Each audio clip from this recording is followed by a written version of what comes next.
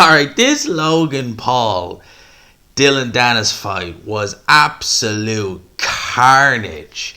I mean, I didn't plan on doing a review for this fight, but I watched it and I watched the whole 6 rounds and the carnage at the end. So, what I know about both, obviously I know Logan Paul. I've seen a couple of his fights. He's the brother of Jake Paul. He hasn't had his last time in the ring, I believe, was against Floyd Mayweather, which I think was last year, which was more an exhibition type affair. And in this fight, he was fighting a guy called Dillion Danis, who I have to say, I have no idea who he is. I heard the interviewer on DAZN say that he's a jiu-jitsu, bit of Bellator, stuff like that. But primarily, this guy just gives it all on the internet. Obviously, his background is in combat sports, but he's primarily over the last couple of years been giving it all on the internet. There was obviously a lot of back and forth with him and Logan Paul going into this fight. There was obviously stuff at the press conference, the weigh-in.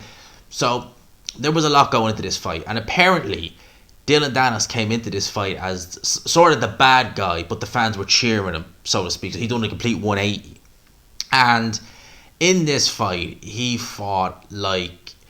How would you describe it, right? So he maybe wants to do something more on these Misfit shows. Well, he's never going to do it the way he did in this fight, because he literally did nothing. I think he landed in the 6th round. They said he'd landed a grand total of 9 punches. I don't even think he threw one jab, right? The guy was... You could tell he was like desperate to take him down, and he was throwing these really weird looking punches whenever he did throw, like really like stuff. I've been watching boxing for years and years and years. I've never seen anyone attempt to throw shots like this.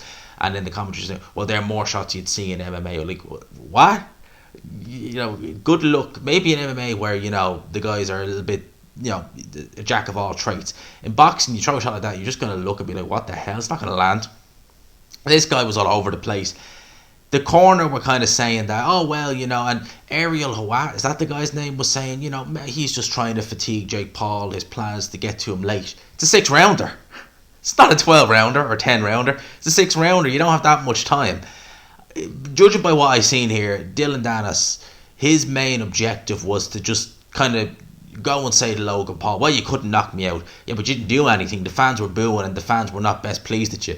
It was the last round. Well, actually, the 2nd round, Logan Paul really did step on the gas, and, you know, he could have potentially maybe got Dillion Danis out of there in the 2nd round, but it was the last round where it was just carnage.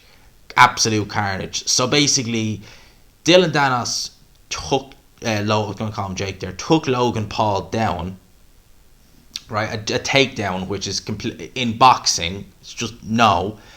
And then the referee docked the point, quite rightly. Lucky enough, I've seen fighters disqualified for less than that with no warnings. So lucky boy not to get disqualified there.